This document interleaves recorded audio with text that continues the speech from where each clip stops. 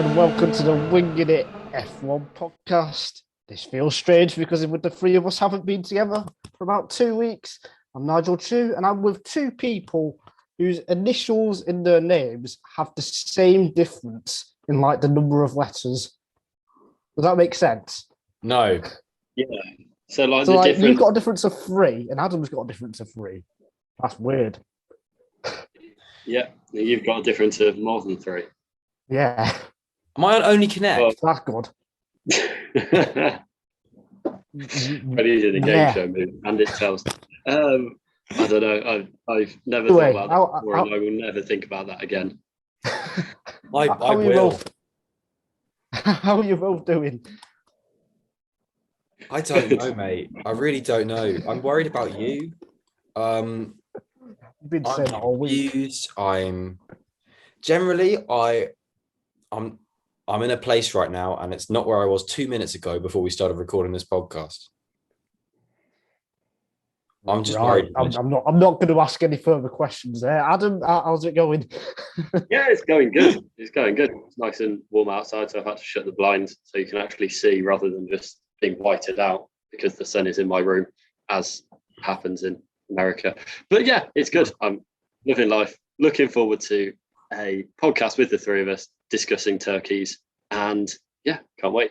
Pigs and blankets.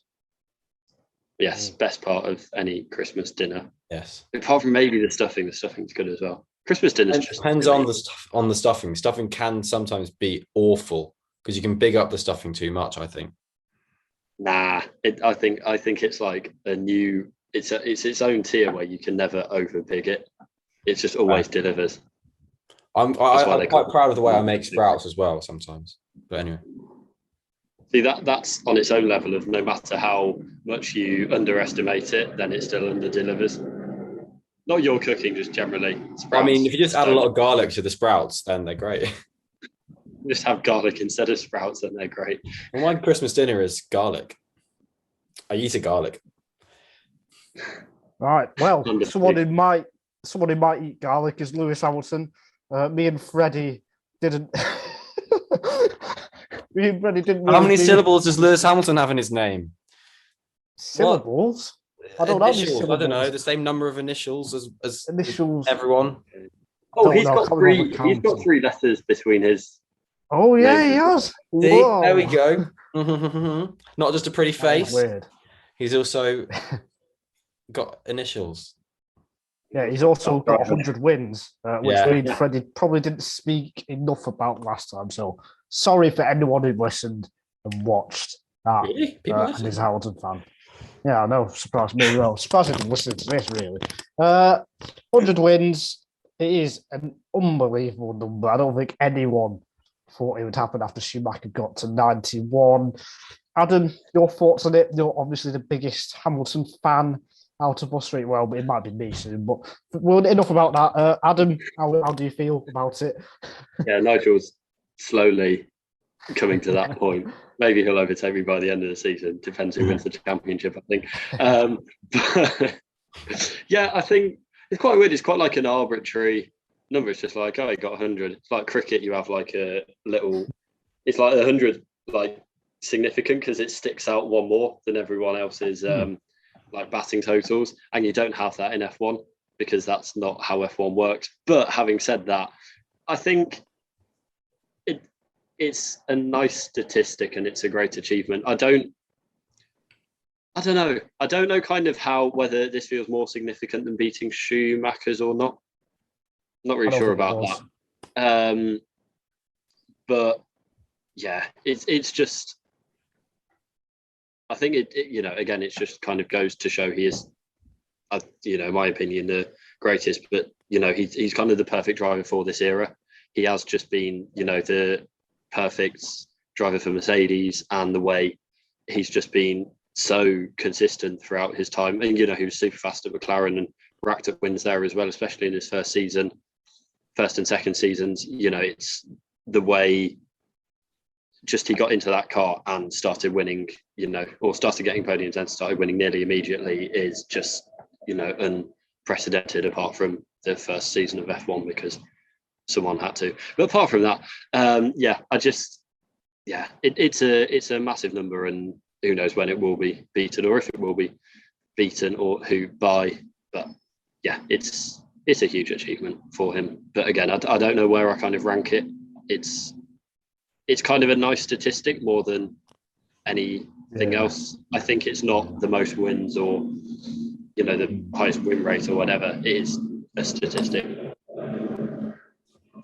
Oh yeah, I know what Adam's saying about 100 is just a number. At the end of the day, every win individually is such a feat that I think to have done however any win, a multiple number of wins is phenomenal. I think Schumacher's being number one on the all-time list is definitely, I think, a much greater achievement, and it's just about extending the number one, beating his own record essentially every time he gets a win is brilliant in its own right. But yeah, Adam touched on it. It speaks of the longevity of his success. 4 wins in his first year, 5 wins in his second year.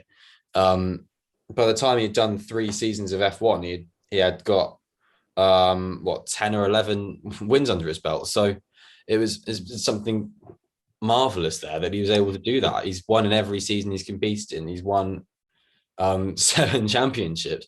So I think it's just another reason for us just to point at Sir Lewis Hamilton and say, fantastic. And I'm all for that, to be honest. How far could he go? How many wins could he get, do you think? Or was it impossible to say because of the new It's impossible to say. It's impossible to say. I remember when he broke Senna's pole. When he did he could get another one. When he broke Senna, he equaled Senna for number of poles. And at Canada and in 2017, and it was a monster lap. Him and Vettel both suddenly found a second on the rest of the field at the end of that session. And then he went even further and he was presented with a Senna helmet. And that was when I started to think, goodness me, he's going to actually topple it all.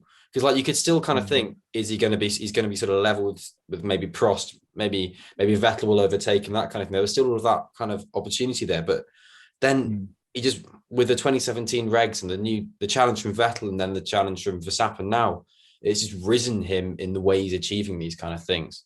I think it's excellent. I guess it's maybe a way of just clearing him from any other driver that's ever raced Formula One, because he's the only person on 3 figures. I guess maybe that's the significance that we can take from it. Probably more significant for him is the fact that it's only his second win since Spain. So, yes, in terms of championship, I think that's probably more significant, but for all of us. But, I think that's maybe where I'd look in terms of where he can get. There's 7 races left, so he could get 107. I don't know. I think it's without knowing what happens next year, if he's in elite, a strong car next year, then he could get 110, 115, maybe 120. But I think if he gets to 110, I think if he gets to 110 by the time he retires, that would be a miracle for him and Mercedes, to be honest. If he can get to 121, is it? Then he can get 100 wins with Mercedes. Wow. So, and that's arguably coming across now as a reasonable prediction, which 4 years ago, 5 years ago, if someone would say Hamilton's going to be the all-time record holder, there would still be that little kind of thing in the back of your mind of, no, that's Schumacher's too far away, way too far away. And but now it's reasonable to expect to hold the opinion that the prediction that Lewis will get to that kind of ridiculous monstrosity of a figure. Yeah. And I think it, that is worth saying, that when Schumacher set these records, and when you were looking at it even 3 years ago, 5 years ago, then they just look so big, they just look so unreachable. Even knowing how well Mercedes have gone in the past few years, it's still, it just takes one season where they fall off or whatever. Yeah. It's still, it kind of felt like everything is on the table, with the asterisk of Schumacher's records are just so massive. And I think, And to get the 7 championships and the 91 wins and now 100 wins it's kind of bonkers that he has actually got there. When you think about if you'd started at the start of his career in 2007, if you'd said that, it just would have been astronomical. And maybe 15 years from now there'll be Verstappen or another driver will be bearing down on that, and we'll be saying the same thing about them. But it just feels so absolutely massive. 100 wins is just if you just think about how much time that takes in terms of at the factory and on race day, how many things have to go right, so many races in a row to get 100 wins. It's just it's really massive. It's a massive amount of time to think about if you want to think about it in that way. It's a lot of distance driven. It's just everything, in terms of like absolute numbers, it's huge, but that's too big for anyone to comprehend. He's third on win percentage if you take away Indy 500 people, and which is fair enough. He's behind, I think, Fangio and Ascari, and that's it. And to be sort of level with those figures, to be ahead of like Clark and people like that in that kind of figure is mega. In this era. Yeah, exactly. In this era of race every day, not race every 2 months. So that's championship contending and stuff like that, whatever, all the mad rules of the 60s and 50s. But I think we go on little tangents on this podcast every now and again of just going, wow, isn't Lewis Hamilton great at F1? He's just great, and we're having another one here, but it's thoroughly deserved. Yeah, absolutely. We talked about it. I remember after Portugal and Turkey last year, in our season reviews as well with Ellie and Ed. Have we got favourite win? I'm guessing we all, or 2 or 3 of us might go for the same one. Is it Silverstone 2008? I think that's mine. Or his best win, so maybe not favourite, but best. Canada 2019? No. It's just favourite, maybe. Silverstone 2021. Hey. I do think that was a good drive, but anyway. Yeah, so do I. All right. So, Adam, you go. Nigel, you go. Nigel, I said Silverstone 2008, didn't I? Okay. Okay, explain. Give us some reasoning for Silverstone 2008 while Adam and I think. Oh, well, he had a pretty poor qualifier because he was favourite for that. And then he launched off the start. And he went down, he started 4th, and he was nearly in the lead. And then he took the lead after a few laps. And then he was just utterly dominant in torrential conditions while half the field was spinning off, including his title rivals, Master and Raikkonen. And he won by over a minute, didn't he? I think it was 69 or 71 seconds, something like that. It was just, one of those outstanding wet drives, as we've seen with Schumacher in Spain 1996, or Senna with some wet drives, and Donington 93. But Silverstone 2008 is right up there with one of the best wet weather drives ever for me. Yeah. So I think that has to be number one. And it was only his second season as well. He'd only been driving for 15, 16 months. So I think that's very, very impressive too. So I think it's that. It's either that or Turkey last year for me. I mean, I was just kind of pulled up. I mean, there's a whole Wikipedia article just listing his wins, which I don't think most of the drivers have. But the RacingNews365.com article with his top 10 wins, someone wrote it. Yeah, they missed out the Italian Grand Prix in 2018 for some reason. Yeah, they did. Was Silverstone 2021 on that list by any chance? No chance. That was win number 100 on the top 10. Just like scrolling through it, and there's so many, like things that I think, oh yeah, like that was a good, I mean, Turkey last season was phenomenal. Yeah. And that felt like really the perfect race for him to clinch the title and the equal Schumacher and all of that. His first 2 wins that he got back to back as a rookie, it's just mind blowing to think about that.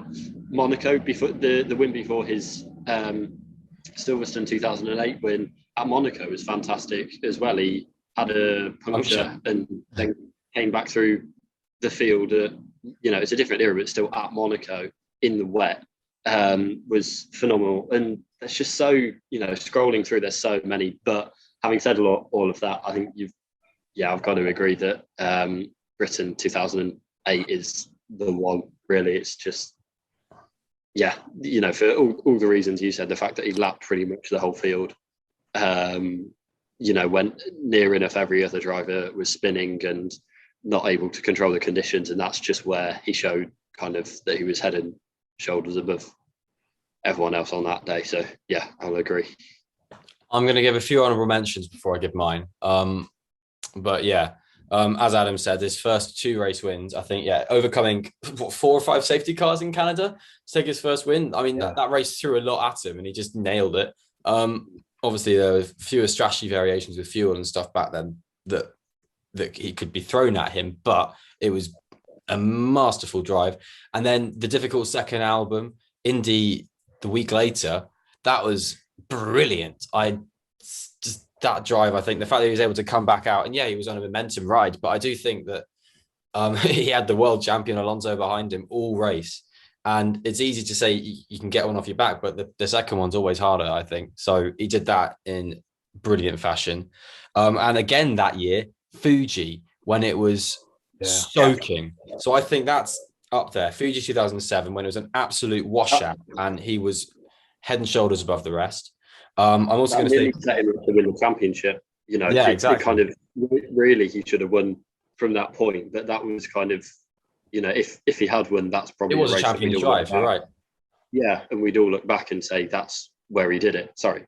The reason I won't have that one over Silverstone's because Alonso was in the lead, was he? And then he crashed. Like Houghton wasn't as dominant. If I remember right. Okay, that's fair the only enough. Reason. He kept it on the island is the thing you'd say to that. But the way he kept it on the island in Silverstone was above that. I agree. In fairness, I don't think Alonso crashed off Japan. I think he was still on. Both of them kept it on the island. It was just, Wow, hilarious. Bahrain 2014. Yes. The duel in the desert. Best race that track's ever seen. One of the best races Formula One's ever seen, I think, between 2 teammates. I think, worse tyres, older tyres that were the slower compound, keeping behind never better in form Nico Rosberg at that time. But they both knew every trick of each other. And I mean, it comes as a partnership, that drive, but the fact that he was able to keep Rosberg behind means I'm sort of leveling Bahrain 2014 with Turkey 2020 and Silverstone 2008, I think. It's sort of a top 3. I know it's a cop-out, but that's fine. I think they're 3 mega jobs. Yeah, well, there we go. So 2008 seems like is the winner there. 68 seconds ahead. Just go home, everyone else. Come on. Exactly. Will he win this year's title? We'll have to see. If he does, the Qatar Grand Prix could be an event where it could get interesting. It'll be the first Qatar Grand Prix on the F1 calendar. F1 has ever seen because it's replacing Australia. I know there's never been a Qatar. What am I on about? It's going to be at the Lusail International Circuit. Motor GP have raced there before. F1 obviously hasn't.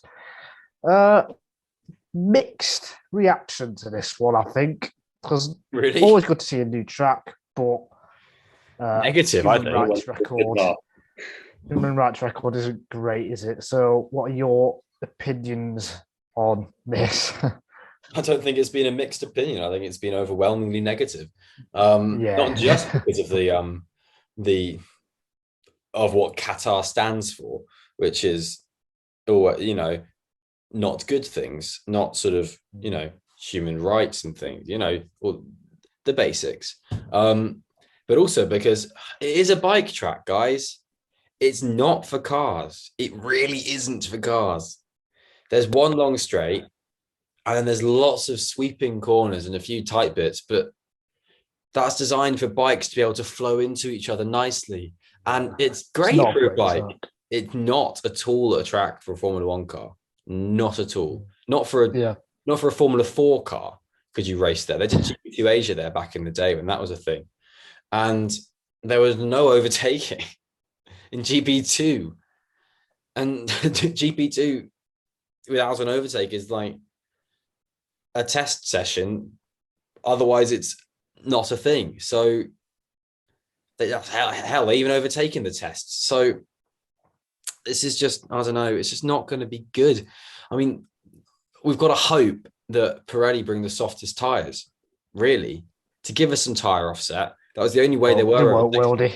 They won't know, because they're conservative as anything else, particularly when we had so many Pirelli controversies and unknowns and things every year since we've had Pirelli in the sport since 2011. So they're not going to go, gung ho and give us C5, 4, and 3. They're going to go the complete opposite direction, I bet. Which is a shame, because there's potential for throwing in a few rigorous stuff to it. It can rain there. There can be ridiculous sandstorms there, but it's odd if that happens. So what we're going to get really is a nice, bit of cash for F1. Nice bit of cash for F1. Adam, we're not going to get it. Well, yeah. We should get given a tenner. Sponsor us. I'd love it. Yeah, Adam. I mean, it's just, it's like the whole We Racer One thing is just completely dead in the water. It's completely laughing in the face of all the publicity stunts they've tried to pull over the last 18 months or so. I mean, if Qatar, there's LGBTQ human rights violations. They are very low on women's rights. There's 6,500 migrant workers have died since the World Cup was awarded. It's, they have pretty barbaric punishments as well. It's just not a country that F1 should be racing at, unless its aim is just to make the most money it can, in which case, it's, why is it trying to hide that? I agree with what you both said about the track, but, fundamentally, it's just not a race that should be happening. The last 3 races of the season are Qatar, Saudi Arabia, and Abu Dhabi. So if we're looking at on track, then we should really hope that the Abu Dhabi changes work, because if not, it's going to be a very dull season finale. Yeah, it's rubbish. It's rubbish. Yeah, I think you know pretty much what I wanted to say. I mean, I can understand why F1's doing it, because they have lost millions of pounds due to the pandemic and stuff, but it just doesn't look very good, does it, really? Is that worth justifying? Probably not, just go to Bahrain Outer if you want another race or something. Another race that human rights dodgy country, then just go to Bahrain Outer. So they got a 10-year deal as well from 2023. There won't be a race next year because of the World Cup. So it looks like Qatar is going to stay, whether we like it or not. So, but the caveat to that is whether Losail International Circuit stays or not. We don't know. But the plan with that is to move to a street track, probably in Doha, probably bang in the middle of Doha. Right. Another street track. Doha is, there's no escaping it, it is a global hub in the way that Singapore is and stuff like that. And the opportunities for a Grand Prix like that are, to be fair, slightly huge, because they could have sort of a Grand Prix which has the potential for basically every major transport hub to be able to fly straight to it, and then 15 minutes away is a Grand Prix track. And from a business perspective, that's a good idea. And it's a shame that the good idea is in Doha, which we've already said. But there is an opportunity for some potential decent racing in Qatar in the future, but this isn't until probably about 2024 at the earliest, I'd say, maybe 2023 if we're lucky. But I mean, it's slim pickings comparatively to everything else, because it doesn't wipe away anything that Adam has said so eloquently about the human rights issues there, and things that we just shouldn't be accepting, to be honest. But Yeah, we spoke about it as well about 12 months ago when Saudi Arabia was announced, and it was exactly the same things there, really. The other big news, I guess, in the last 10 days or so is the 2026 engine. Porsche and Audi could join Formula One. F1 badly needs a manufacturer on board, and in 5 years' time, that may well happen. The MGUH, the hybrid system, looks like it's going to be dropped. So that's why Volkswagen could come in. They could take over or take on the Red Bull engines, for example. Freddie, you're more technically needed than me for F1 stuff. So what more can you tell me?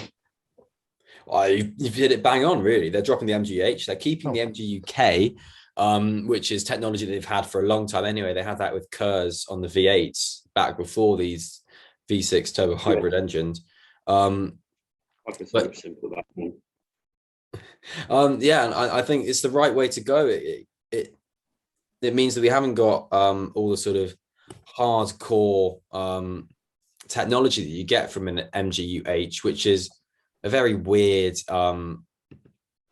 system at the end of the day. The MGUH is basically what it's for is collecting hot gases from the exhaust. So that's the heat, the MGU heat. It collects hot gases from the exhaust, which then drive a turbine in in the turbocharger. And then on top of that, that creates energy. And then that energy is then used to make the turbo spin much faster, which then makes the car more powerful. So the MGUH there is essentially a really expensive, complicated bit of kit to make the turbo a little bit better, which then makes the acceleration a little bit better. And probably in straight line speeds, the addition of the MGUH is really quite minor.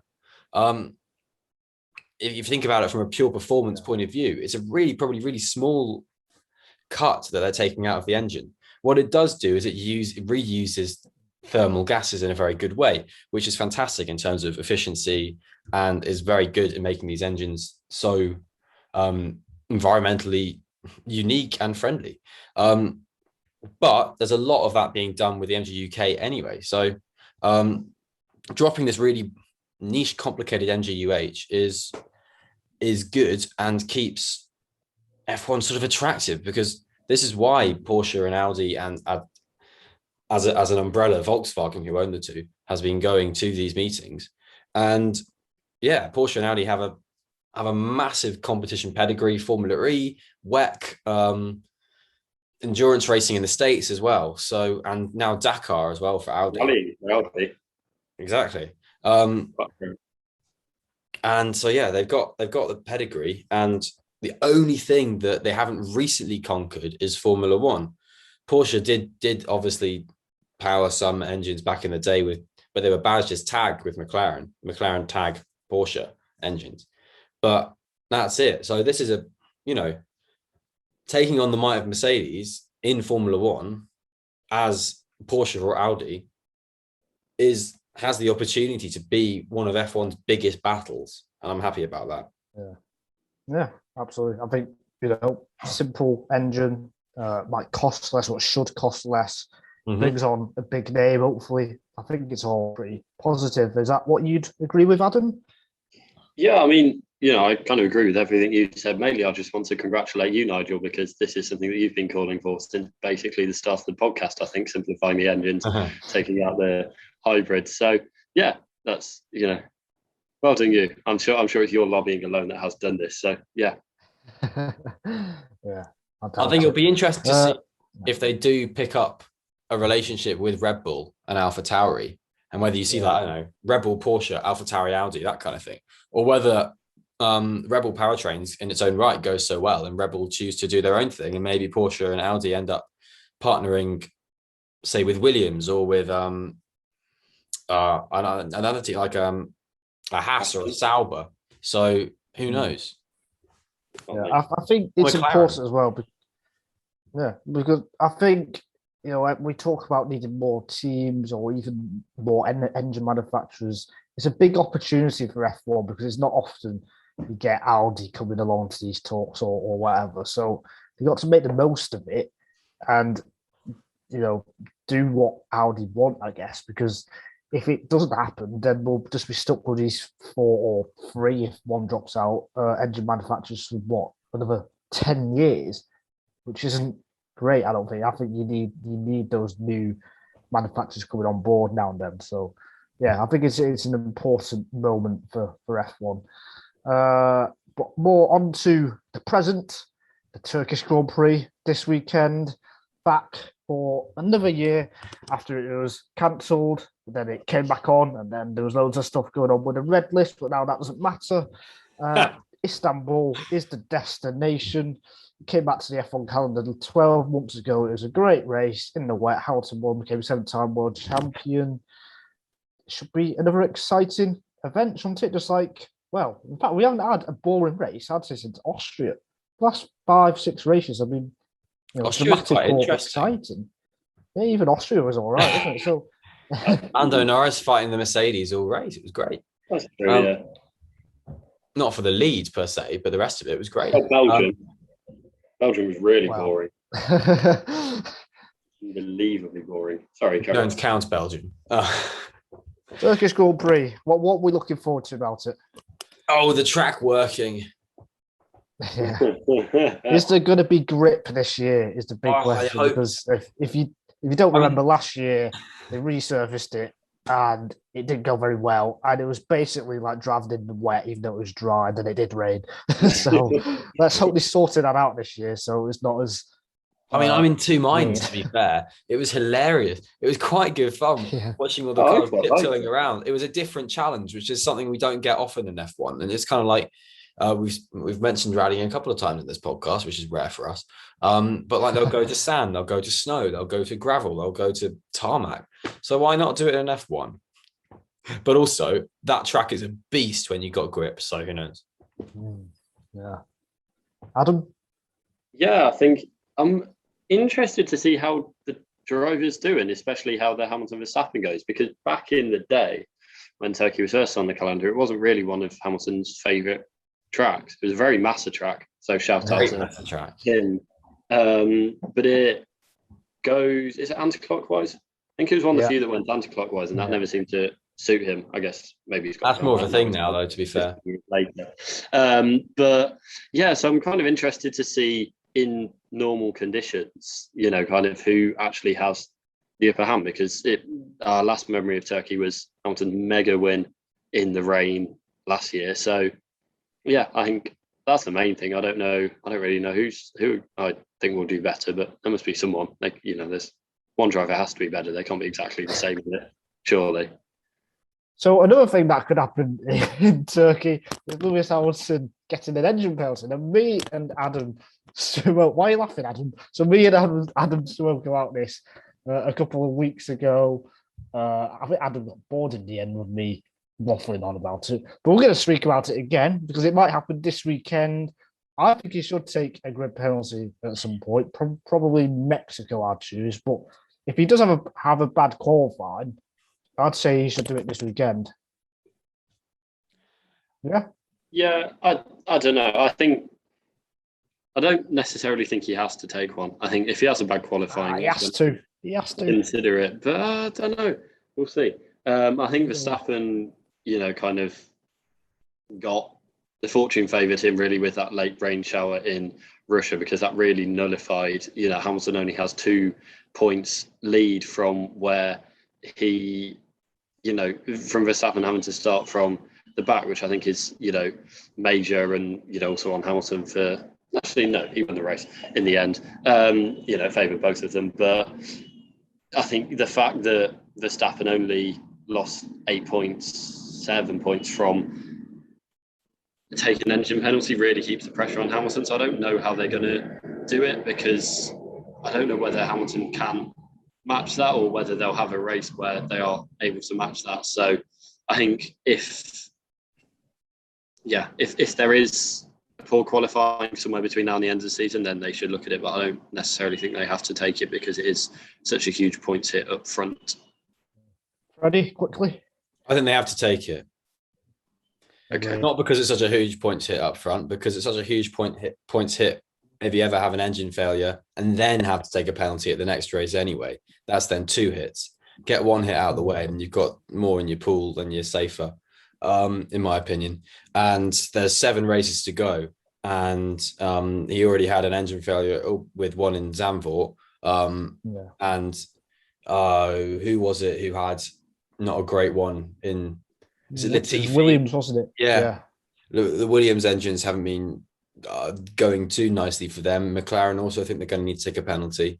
The word out of the Mercedes camp is more one of worry that they've lost all their reliability rather than one of maybe we'll be able to hang in there and see this one out. I get the argument for seeing it out because firing at the front is you're at the front, but there's more opportunity to gift a result if you have a failure than there is if you take an engine penalty. If you take an engine penalty, you can, as Max did, recover and limit the damage. So I think damage limitation is arguably already needed. Yeah, well, I don't think I would this weekend. I think maybe how this weekend goes will dictate that a bit, but yeah, I don't think I would this weekend because this, if Hamilton wins, then it will give him a bit more of a buffer in the championship. It will give him a 9-point buffer rather than a 2.1, and if Verstappen wins, then he'll be 5 points behind. So I don't know. It just feels like psychologically, in terms of how the championship is dictated going into the last set, then it just feels quite a significant race. Like whatever happens, it's there's going to be a decent shift unless they finish in the same position, like cross the line simultaneously. Then, yeah, that's my thinking on it. Well, take Freddie's got to go in like literally a minute, so I'm just gonna say one last thing before we wrap up with our final, very, very final thoughts. It's just been a mad season, hasn't it? And who knows who's going to be quickest this weekend? Because we often in our previews we talk about it's going to be Mercedes, is going to be best, or Red Bull, and then it might happen. But then there'll be a moment where there's a bad start, bad pit stop, which we've seen recently, and then it just all goes out of the window. And then the midfield is closer as well. So this season just keeps on delivering. And I'm not going to make any predictions for Turkey because it is just unbelievable what has happened so far. And, I don't think we've had a boring race for a good few months. And if that continues to the end of the season, then we're just being absolutely spoiled. We've already been spoiled. So that's all I wanted to say. Is there anything you guys want to say before Freddie goes to watch TV? Yes, you've jinxed it. It's going to be shit. Adam. Bye. Why? No, goodbye. Oh, goodbye. Oh, right. Okay, right. What's that? Oh, you said why? YMCA, not YMCA. I might go and do the YMCA. You go and do the YMCA. We'll see you next week after the Turkish Grand Prix.